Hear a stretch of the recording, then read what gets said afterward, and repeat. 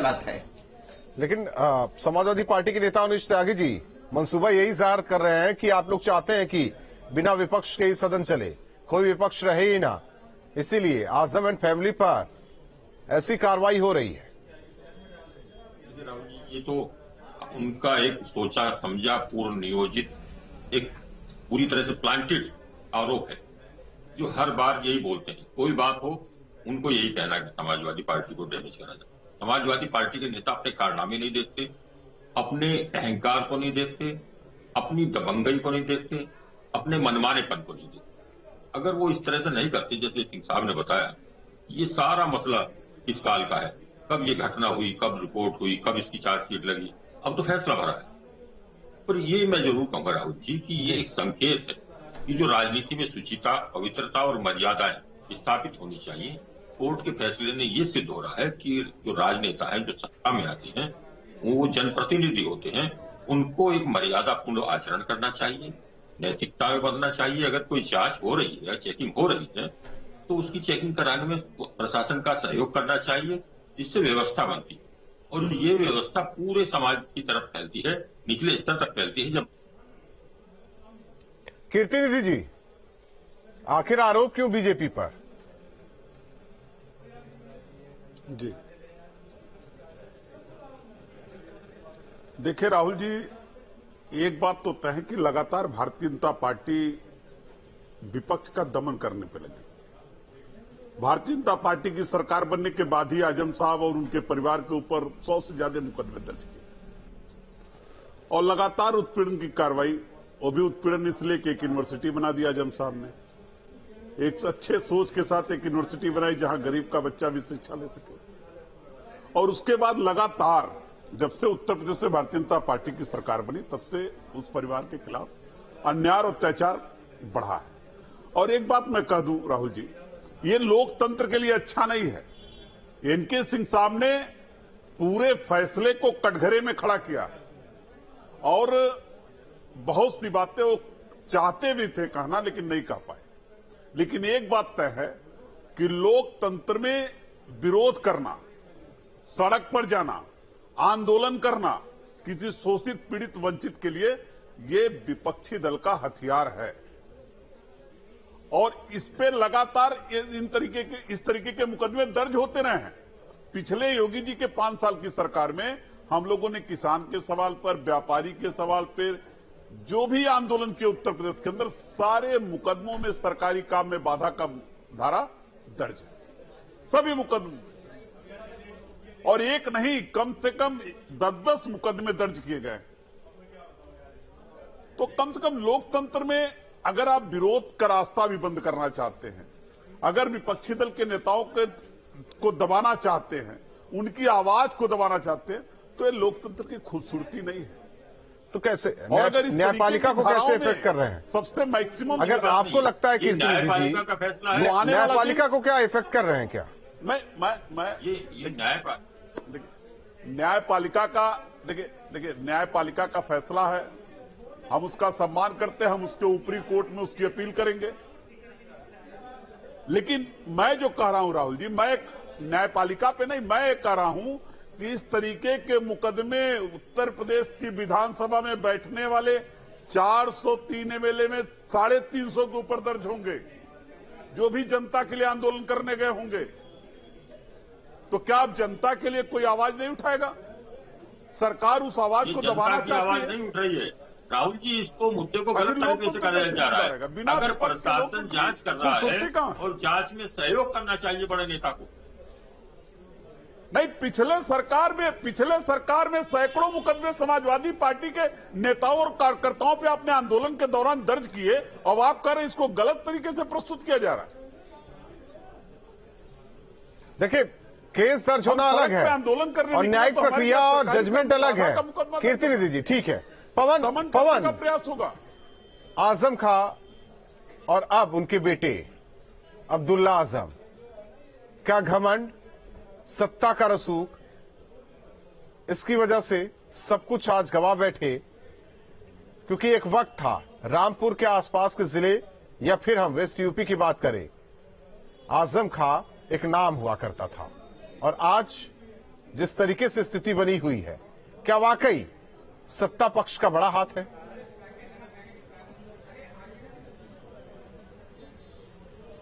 राहुल, अगर 2017 के बाद की राजनीति जब उत्तर प्रदेश की देखेंगे और 2017 से पहले की राजनीति आप देखेंगे तो उसमें बहुत सारे बदलाव दिखेंगे। मसलन बीएसपी सुप्रीमो मायावती जब मुख्यमंत्री थी तो कभी आपको याद होगा कि एक सांसद को लखनऊ बुला करके और उनके ऊपर आरोप था तो 5 कालिदास से जेल भेजने का काम किया था, लेकिन उसके बाद इस तरीके की नजीर देखने को नहीं मिली।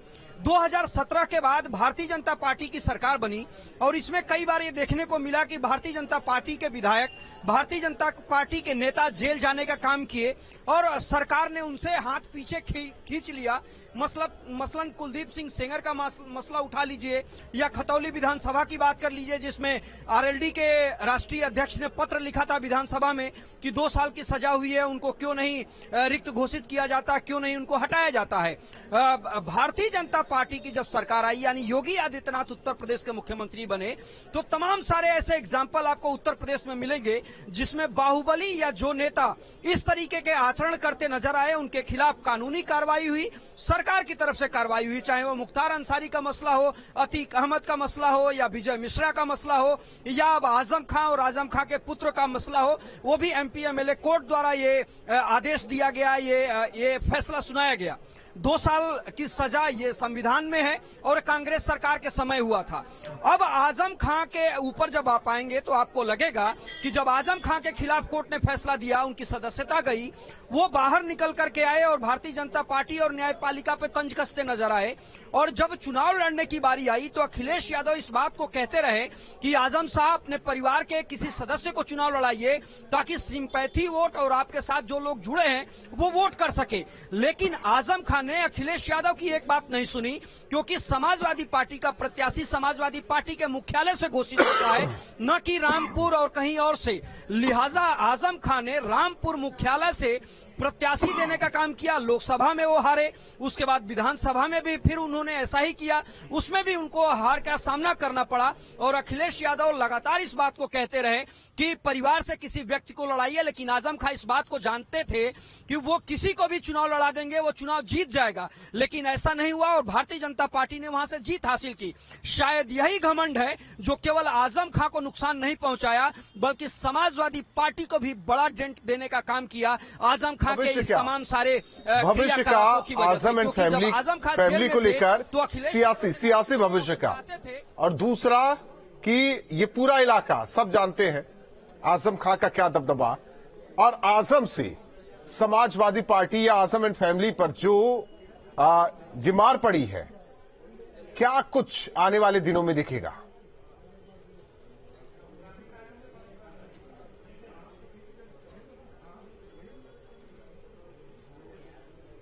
एनके सिंह सर, आवाज आ रही है आपको?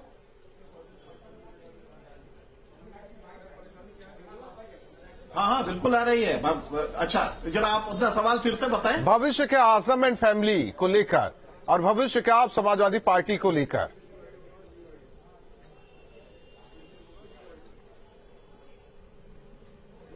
नहीं, ये फैमिली तो अब खत्म हो गई है, पॉलिटिकली ये र्यून हो गई है। मुझे नहीं लगता है कि आने वाले दिनों में फिर से दोबारा ये पनप पाएगी। इसका कोई कारण भी नहीं है। तब तक बहुत कुछ निकल चुका होगा। और इवन मुस्लिम समाज, एक तो आजम खान वैसे भी पूरे प्रदेश भर के नेता नहीं थे मुसलमानों के, और अगर होते भी तो अब इसके बाद आजम खां की फैमिली का दोबारा उठना। आप एक चीज देखिए गौर से जी, आजम खां पर ये जो चार्ज 2008 में लगा, जिसपे ये सजा हुई है, जिसपे आज हम लोग चर्चा कर रहे हैं, उसके बाद तो समाजवादी पार्टी गवर्नमेंट में थी ना, वो केस विड्रॉ कर लेती। उसने एक आतंक के केस जो हुआ था उसको विड्रॉ किया था। तो अगर उसको विड्रॉ कर सकती है तो आजम खां की फैमिली, उनकी समाजवादी पार्टी के सबसे कद्दावर दूसरे सबसे बड़े नेता थे, तो उसको ये कर लेना चाहिए था। बस मुझे यही ताजुब लग रहा है कि अखिलेश यादव के काल में ये केस विड्रॉ क्यों नहीं हुआ। इसमें भाजपा का कहां दोष है? हाँ, जहां तक क्वालिटी ऑफ जजमेंट की बात है, मैं अभी भी कह रहा हूं कि यहीं पे आपके दिल्ली में आपने जो सवाल उठाया, लगातार किसान पूरा का पूरा एनके सिंह सर, आपने जो सवाल उठाया इसी का जवाब कीर्ति निधि जी से लेना चाहते हैं। यानी कि मौन सहमति आप बीजेपी पर आरोप लगा रहे हैं, मौन सहमति अखिलेश की भी है कि आजम एंड फैमिली का सियासी करियर ही खत्म हो जाए।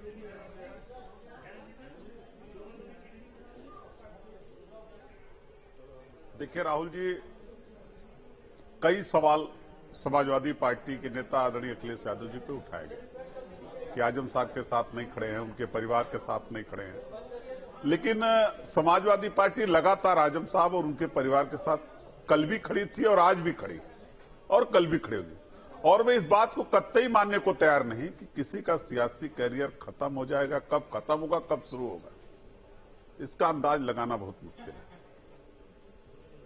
जिस तरीके से रामपुर का चुनाव हुआ, पूरा उत्तर प्रदेश में, हिंदुस्तान जानता है। तो एक सवाल तो यही किया गया ना, और सरकार किस तरीके से 12 से 17 तक समाजवादी पार्टी की सरकार रही, विड्रॉ तो कर सकते थे केस को, लेकिन नहीं किया गया। आज यही हमें लग रहा है कि उनके सियासी करियर में सबसे बड़ा अवरोधक और दूसरा समाजवादी पार्टी के लिए भी है। नहीं, अब तो 6 साल चुनाव भी नहीं लड़ सकते।